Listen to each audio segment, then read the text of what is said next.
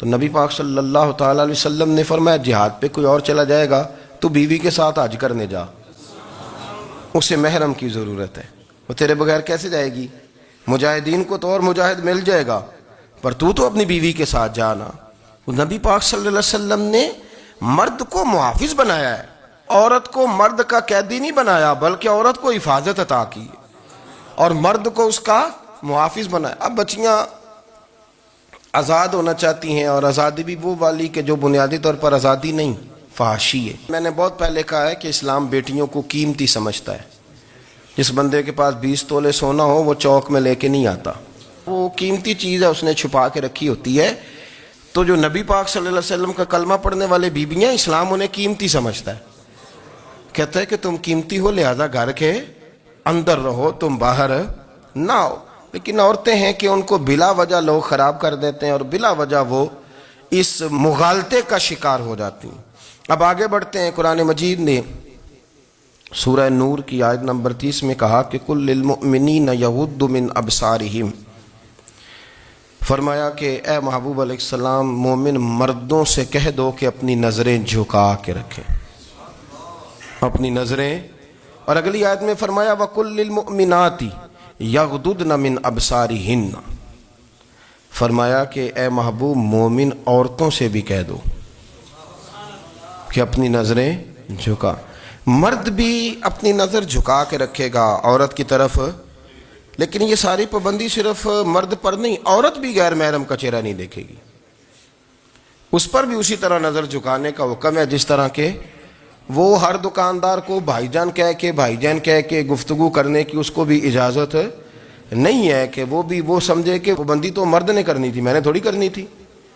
وہ جس کے پاس جائے، جہاں بھی جائے، ڈاکٹر کے پاس جائے، باہر جائے، تو وہ جس طرح مرضی اس کا دل چاہے وہ بات چیت کرے، اس کی عورت کو بھی اجازت اسلام نہیں دیتا۔ بنیادی طور پہ اسلام شرم و حیا کا دین ہے، حیا کی بات کرتا ہے۔ حیا کی جب ہم تعریف کرتے ہیں تو حیا کی تعریف یہ ہے کہ کوئی کبھی چیز دیکھ کے نا تو آپ کی طبیعت میں کراہت محسوس ہو، آپ کوئی غلط جملہ منہ سے نکالتے ہوئے ذرا جھجکیں، آپ کوئی غلط بات کرتے ہوئے تھوڑا بوجھ محسوس کریں۔ ہمارے ہاں تیزی سے فروغ پایا ہے بے حیائی نے۔ سنگیوں کی محفلیں، یاروں کی محفلیں، اس میں غلیظ گفتگو ہوتی ہے، الا ماشاء اللہ۔ جن دوستوں کو بڑی پاک صاف گفتگو کرنی چاہیے، دوستی کا رشتہ بڑا مقدس رشتہ ہے، جو یہاں ایک دوسرے سے پیار کریں گے جنت میں بھی اکٹھے داخل کیے جائیں گے۔ شرط یہ ہے کہ پیار اللہ رسول کی رضا کے لیے ہو، لیکن اس کے اندر اگر آپ کی گفتگو کچی ہو، کمزور ہو، فحاشی والی ہو، عریانی والی ہو، وہ ہمارے ہاں تو اب اس کو لوگ فیشن سمجھتے ہیں، اس کو مردانگی کی علامت سمجھتے ہیں کہ وہ جی ساری باتیں جی وہاں ہو گئیں، اور جس کا جو جی چاہا اس نے کہا۔ آپ جب حیا کے دائرے میں ہوتے ہیں تو آپ خود بھی سکون محسوس کرتے ہیں۔ دیکھیں نا، آپ کو نیند سکون سے کہاں آتی ہے؟ جہاں کمرہ بند ہو، چاروں جانب دیوار ہے، اوپر چھت ہے، خالی دروازہ بھی کھلا ہوا ہونا تو جب بندہ سکون لینا چاہتا ہے تو کہتا ہے یار ذرا دروازہ ذرا بند کر دو۔ وہ اچھی طرح اپنے آپ کو چھپا لیتا ہے نا حیا کے پردے میں، تو اللہ اسے سکون عطا کرتا ہے۔ اور جو اس سے بھی زیادہ ٹھنڈی نیند میں جانا چاہتا ہے وہ کہتا ہے لائٹ بھی بند کر دو۔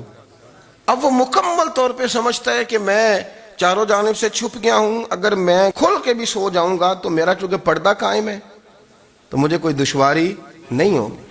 آپ جب چھپ جاتے ہیں، جب آپ حیا کے اندر سمٹ جاتے ہیں، جب آپ چادر کے اندر آ جاتے ہیں تو آپ بہت ساری جگہوں پہ آسانی محسوس کرتے ہیں۔ تو حیا تو آپ کو سکون دیتی ہے، حیا تو دل کو راحت دیتی ہے۔ میں بڑی ذمہ داری سے بات عرض کرتا ہوں، قرآن مجید نے نا ایک مقام پہ مذاق کو، ایک مزاح ہوتا ہے خوش طبی، وہ نہیں مذاق اڑانا، قرآن پاک نے نا مذاق کو ایک جگہ پہ جاہلوں کا طریقہ بھی قرار دیا ہے۔ بنی اسرائیل کے لوگوں سے حضرت موسیٰ نے کہا کہ گائے ذبح کرو اور ایک ٹکڑا مقتول کو مارو، زندہ ہو کے خود بتا دے گا مجھے کس بندے نے قتل کیا۔ تو کہنے لگے آپ ہمارے ساتھ مذاق کر رہے ہیں۔ تو قرآن مجید کہتا ہے کہ حضرت سیدنا موسیٰ علیہ السلام فرمانے لگے اعوذ باللہ ان اکون من الجاہلین، فرمانے لگے میں اللہ کی پناہ مانگتا ہوں کہ میں جاہلوں میں سے ہو جاؤں۔ یہ مذاق کرنا تو جاہلوں کا طریقہ ہے۔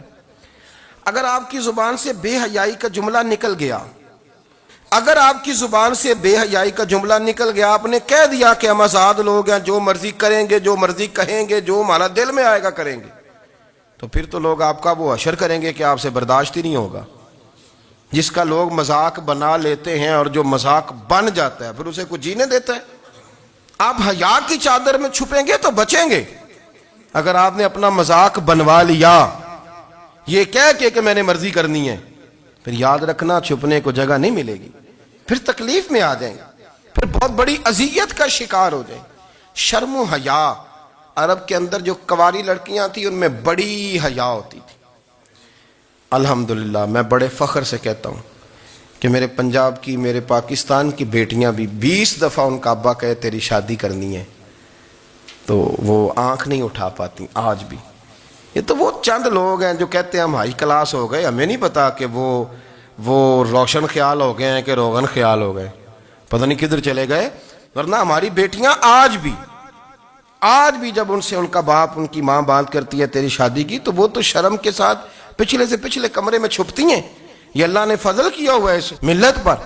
تو عرب کی لڑکی بڑی حیا والی ہوتی تھی، اس سے کوئی بات کرنی پڑتی تھی تو 20 دفعہ بات کی جاتی، پھر بھی وہ عورت چھپتی پھرتی تھی۔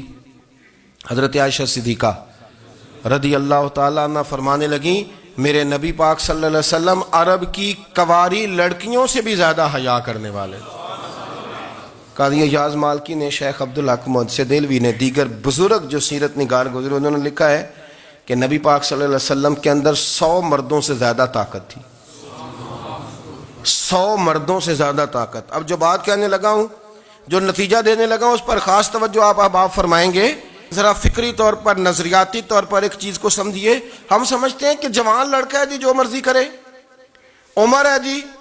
آپ ذرا بات پر غور کیجئے گا کہ حضور صلی اللہ علیہ وسلم میں طاقت 100 مردوں سے زیادہ ہے اور حیا کنواری لڑکیوں سے بھی زیادہ ہے۔ ذرا اس بات کا تقابلی جائزہ کیجئے گا کہ طاقت 100 مرد سے زیادہ ہے لیکن حیا کنواری لڑکی سے بھی زیادہ ہے۔ اس کا معنی یہ ہوا کہ جس ٹہنی کو پھل زیادہ لگ جاتے ہیں وہ جھکا کرتی۔ تو حیا تو حسن ہے، حیا تو آپ کو پاک صاف کرے گا، حیا تو آپ کو نرالا کرے گا، انوکھا کرے گا۔ وہ ہمارے ایک دانشور ہے، انہوں نے مضمون لکھا، کئی باتیں بڑی پسند آتی ہیں۔ وہ کہتے ہیں کہ میری اہلیہ، ان کو بھی کسی نے مس گائیڈ کر دیا تھا، حالانکہ اچھی خاتون ہے، کسی نے مس گائیڈ کر دیا۔ تو وہ بھی سماجی اور ویلفیئر، اور یہ خواتین کو شوق ہوتا نا بننے کا، تو وہ بھی سماج کے اندر اچھا مقام تلاش کرنے کے موڈ میں آ گئی۔ تو کہیں ایک دن جانا تھا تو بڑی بن سنور کے میرے ساتھ وہ گاڑی میں بیٹھ گئی۔ تو میں گاڑی میں، عورتوں کو یہ بھی مسئلہ ہوتا ہے نا کہ ہماری تعریف کرو، تو کئی دفعہ بعض مردوں بیچاروں کو جھوٹ بولنا پڑتا ہے، تو زبردستی کراتی ہیں نا جی۔ تو اس میں گنجائش بھی دی ہے شریعت نے گنجائش دی ہے کہ کبھی بیوی کو راضی کرنے کے لیے خلاف واقعہ بات کرنی پڑے تو کر لینی چاہیے، تو وہ کراتی بھی ہیں۔ 3 موقع پر خلاف واقعہ بات کرنے کی اجازت ہے، یعنی واقعے کے خلاف بھی آپ بات کر سکتے ہیں۔ جنگ کے موقع پر 2 لوگوں کو صلح کرانے کے لیے اور بیوی کو راضی کرنے کے لیے کر لیں کوئی ایسی بات، بے شک اپنی طبیعت پہ جبر کر کے کر لیں، گنجائش ہے، اجازت ہے۔ تو وہ کہتے ہیں جب وہ گاڑی میں میرے ساتھ بیٹھی بن سنور کے، تو وہ تقاضا کرنے لگی کہ میں نے بڑے اچھے کپڑے پہنے ہیں پر آپ نے توجہ نہیں کرائی۔ تو وہ سیاںا بندہ تھا، وہ چاہ رہا تھا کہ میری خاتون سمجھ جائیں۔ وہ کہتے ہیں مجھے پتا تھا کہ بیچاری مس گائیڈ ہو گئی ہے، دل کی بڑی اچھی ہے، سیاਣੀ ہے، لیکن اس کو کچھ خواتین نے، کچھ لوگوں نے مل کے اس کو ذہن غلط کر دیا ہے کہ سماج میں نکلو، باہر جاؤ، کام کرو، فلاں کرو، اپنی مرضی سے جیو۔ تو میرے ساتھ گاڑی میں بیٹھی کہیں جانے کے لیے، تو مجھ سے کہنے لگی کہ آپ نے میری طرف توجہ ہی نہیں کی، آپ نے کوئی ذکر ہی نہیں کیا کہ میں کیسی لگ رہی ہوں۔ تو وہ کہتے ہیں میں نے اسے کہا کہ اگر تو ناراض نہ ہو تو پھر میں صحیح والی تعریف کر دوں۔ تو اس نے کہا کہ آپ کر دیں۔ تو کہتے ہیں میں نے درد سے اور خلوص سے اپنی بیوی سے کہا، خلوص کے ساتھ میں نے کہا میں تو روز گھر ہوتا ہوں، روز شام کو گھر ہوتا ہوں، اگر تو میرے لیے تیار ہوتی تو میں تیری تعریف کرتا، لیکن آج تو باہر جانے کے لیے تیار ہوئی، تو پھر ان سے تعریف کی امید رکھ جن کے لیے تو نے تیاری کی ہے۔ میرے لیے تیاری کرتی تو میں تو ہر شام تیرے پاس ہوتا ہوں۔ کہتے وہ میرے لفظوں میں درد تھا تو وہ بھی رو پڑی، اور کہنے لگی آپ گاڑی روک دیں، مجھے باہر جا کے کسی کو راضی نہیں کرنا، میں نے اسے راضی کرنا ہے جس کو رب کریم نے میرا شوہر بنایا اور میرے لیے منتخب کیا ہے میرے ماں باپ کو، میں واپس لوٹتی ہوں۔ یہ ایک پہلو ہے سلگتا ہوا، اس کو سمجھا جائے۔ رسول کریم صلی اللہ علیہ وسلم عرب کی کواری لڑکیوں سے زیادہ حیا والے تھے، کواری لڑکیوں سے زیادہ حضور حیا فرمایا کرتے تھے۔ جب خانہ کعبہ کی مکہ شریف میں تعمیر ہو رہی تھی نا، اہل عرب اس کو تعمیر کر رہے تھے، تو نبی پاک صلی اللہ علیہ وسلم اپنے چچا حضرت عباس کے ساتھ خانہ کعبہ کی تعریف میں مصروف تھے۔ تو عرب کے لوگ چونکہ لمبا کرتا پہنتے تھے پیروں تک، تو نیچے اگر کسی وقت کوئی چیز نہیں بھی ہوتی تھی تو کسی کو وہ نظر نہیں آتی تھی، چونکہ پردہ رہتا تھا، ایک لمبا کرتا پہنا ہوا ہوتا تھا۔ تو جب بچے، سرکار کی عمر مبارک بھی ابھی تھوڑی تھی، تو اس طرح بچے جب نکلتے تو وہ کئی دفعہ اپنی تہمت اتار دیتے نیچے سے، اور کوئی مزدوری کرنے لگتے تو 3-4 طے کر کے نا تہمت کی کندھے پہ رکھ لیتے، جس طرح کبھی دیہاتوں میں لوگ کپڑا سر پہ رکھتے تھے کہ اوپر اگر کوئی وزنی چیز رکھیں گے تو وہ تکلیف نہیں دے گی۔ نبی پاک صلی اللہ علیہ وسلم بھی سب لوگوں کے ساتھ خانہ کعبہ کی تعمیر میں شامل تھے۔ تو حضرت عباس رضی اللہ تعالیٰ عنہ نے کہا حضور سے، ابھی اللہ نے نبوت بھی نہیں فرمایا تھا، بھتیجے آپ بھی تہمت اتاریے، یہ صحیح مسلم میں حدیث موجود ہے، اور اس کو کندھے پہ رکھ لیجیے، آپ اینٹیں اٹھا اٹھا کے لا رہے ہیں تو ذرا آپ کو تکلیف نہیں ہوگی۔ تو سرکار دو عالم صلی اللہ علیہ وسلم سے یہ بات کہی، اور پھر جلدی سے حضور کی تہمت کو نکال کے نا، حالانکہ لمبا کرتا پہنا ہوا ہے، تو وہ جیسے ہی ان کے کندھے پہ رکھا اینٹیں رکھنے کے لیے، تو سرکار تو زمین پہ گر گئے، بے ہوش ہو گئے، آنکھیں آسمان کی طرف، اور پھر حضور پکار رہے ہیں آزاری آزاری آزاری، میرا تہمت دے دو، میرا تہمت دے دو۔ کبھی کوئی شخص اس وجہ سے بھی بے ہوش ہوا ہے کہ میرے وجود سے کپڑا اتر گیا ہے؟ حالانکہ سرکار پر وہ بے ہوشی بھی نبی پاک کا وہ جو غلبہ ہے نا شرم و حیا کا، اس کی وجہ سے ہوئی، ورنہ تو حضور فرماتے ہیں کہ میری آنکھیں سو جاتی ہیں، دل تو میرا اس عالم میں بھی جاگتا رہتا ہے۔ تو سرکار زمین پہ تشریف لے آئے، آنکھیں میرا تہمت دے دو، میرا تہمت دے دو، تو جلدی سے انہوں نے تہمت دیا تو حضور نے باندھ لیا۔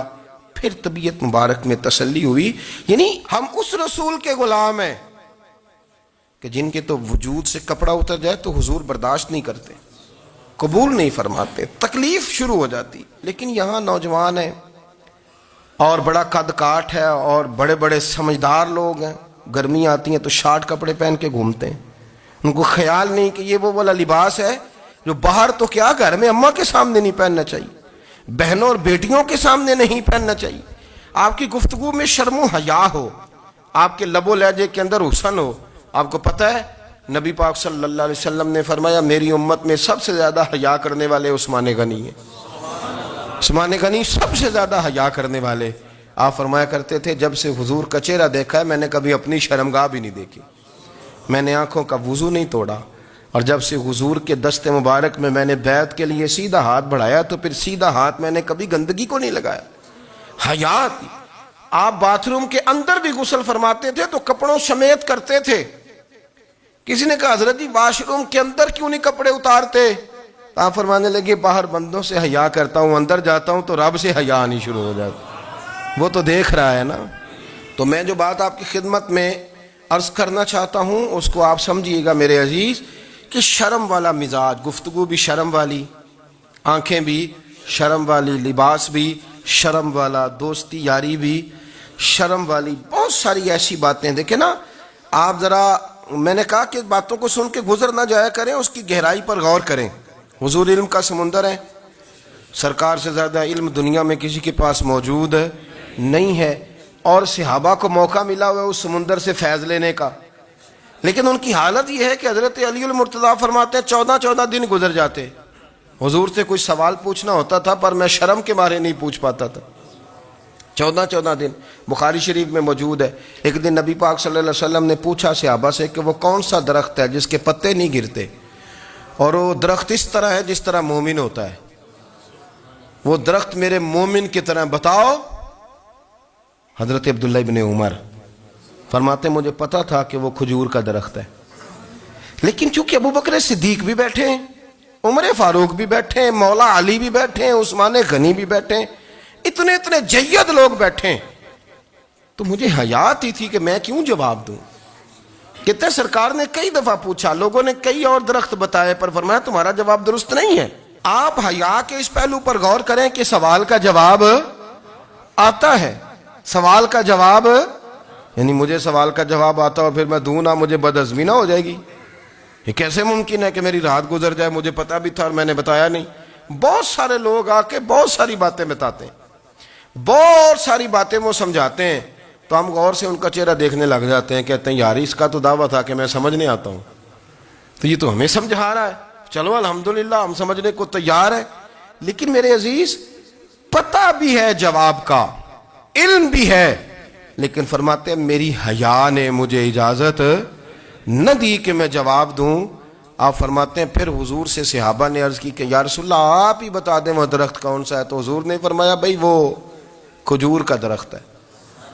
تو آپ فرماتے ہیں میں دل ہی دل میں کہہ رہا تھا کہ الحمدللہ میرا جواب درست ہے, حالانکہ میں نے جواب دیا ہی نہیں. تو لفظوں میں حیا, جملوں میں حیا, آنکھوں میں حیا, اٹھنے میں حیا, بیٹھنے میں حیا, چلنے میں حیا ایک خوبصورت حسن ہے.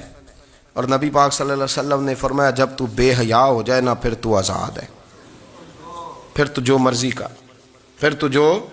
اس لیے بزرگ جب کسی کو بے حیا کہتے تھے نا, اللہ اکبر, اور جب کسی کو کہتے تھے نا یہ بے حیا ہے, تو لوگ سمجھتے تھے کہ کوئی ہلکی سی بات کر دی ہے, لیکن ان کا معنی یہ ہوتا تھا کہ بس بھائی اب اس کے ساتھ کوئی کلام کرنے کی ضرورت ہے, اس کو اب اصلاح کی ضرورت نہیں, یہ بے حیا ہے. کیا معنی؟ کہ اب یہ جو اس کے دل میں آئے گا وہ کرے گا, جو اس کی طبیعت چاہے گی وہ کرے گا, اب یہ کسی پہلو بھی قابو آنے کو تیار ہے, بے حیا ہو گیا. بے حیائی بہت بڑا عیب ہے. اور جو لوگ کہتے ہیں کہ ہمیں بالکل آزادی ہونی چاہیے, ہمارا اپنا جسم ہے تو ہماری اپنی مرضی چلے گی. ایک وزیر صاحب ہیں, پتہ نہیں میں ان کو جانتا تو نہیں, انہوں نے سینٹ میں تقریر کی ہے, میں نے ان کی بات سنی ہے. اس نے کہا نہیں نہیں بھائی, جسم رب کا ہے تو مرضی بھی تو رب کریم کی چلے گی, اور مرضی بھی یہ مرضی بھی اللہ کی. یہ مجھے تھوڑا سا مسئلہ ہے جسم پر, کبھی کبھی مجھے کثرت سفر سے الرجی ہو جاتی ہے. میرے ساتھ لوگ نا دل سے پیار کرتے ہیں, شاید ہی کوئی اچھا ڈاکٹر ہو جس تک میرے سنگی مجھے لے کے نہ گئے ہوں, پر جسم اللہ کا ہے نا, مرضی بھی جب وہ چاہے گا صحت دے گا. کیوں کچے کاموں میں لوگ پڑ گئے, کیوں غلط لوگ سوچ میں پڑ جاتے ہیں؟ یہ اسی کا ہے, اور جب وہ چاہے گا. آپ اس بات کو اچھے طریقے سے سمجھ لیں کہ جو اپنی مرضی چوکوں چوراہوں میں کر رہے ہوتے ہیں نا, جو مرضی گند مند, وہ جانور ہوتے ہیں, وہ جانور ہوتے ہیں جو نہ چونک دیکھتے ہیں نہ گلی دیکھتے ہیں, نہ انہیں پتہ ہوتا ہے کہ جگہ کون سی ہے. وہ انسان, میں نے کہہ دیا جو میں نے کہنا تھا, میں نے کہہ دیا, وہ جانور ہوتے ہیں. اور جو کچھ انسان ہوتے ہیں نا, ان کے اندر کچھ نہ کچھ پھر شرم حیا بھی ہوتی ہے. وہ چوکوں چوراہوں میں وہ حرکتیں اور وہ کام نہیں کرتے جو جانور کرتے ہیں. ان کے لیے بڑے پردے ہوتے ہیں, ان کے لیے بڑی باتیں ہوتی ہے, ان کے لیے بڑا کچھ ہوتا ہے. جو بالکل آزاد ہو جائے, کوئی پتہ نہ ہو کس وقت کیا کہنا ہے کیا کرنا ہے, تو پھر وہ دائرہ انسانیت سے خارج ہو جاتا ہے. ہم آپ کو کیا دعوت دیں؟ آپ تو وہ باتیں کر رہے ہیں جو اسلام کا انسانیت کے حق میں بھی ٹھیک نہیں. آپ تو وہ والی باتیں کر رہے ہیں جن کا انسانیت بھی تقاضا نہیں کرتی کہ یہ باتیں ہونی چاہیے. لیکن ایک بات, میں تو جذباتی نہیں ہوتا, میں بڑے غور سے چیزوں کو دیکھتا ہوں, سنتا ہوں. اور نہ میں ان موسمی مینڈکوں کی, وہ مجھے عاتق صاحب کہنے لگے جی بڑے بڑے مولوی ایک بندے کے ساتھ بیٹھے ہوئے ہوتے تھے اور وہ روزے میں بڑے بڑے درس دیتا تھا, تو وہ بھی فلانی فلانی حرکتیں کر رہا ہے. تو میں نے کہا ہم نے تو پرانا کہا تھا کہ موسمی مینڈک ہے, تو پرانے کہہ رہے ہیں کہ اداکار ہے, تو وہ جہاں کاسٹ کریں گے وہاں وہ اداکاری کرے گا. آپ کسی مذہبی جگہ کر لیں تو وہاں کر لے گا, کہیں اور جگہ کریں گے تو ہم تو پرانا کہہ رہے ہیں. تو کسی کو کبھی سمجھ آتی ہے تو کسی کو کبھی اور جگہ جا کے سمجھ آتی ہے. ہم ان لوگوں سے پریشان نہیں ہوتے. کیوں؟ سن لیں, کوئی مایوسی نہیں, ان کے اندر جتنا زور ہے وہ لگائیں. یہ ملک بنا ہے رسول اللہ کے نام.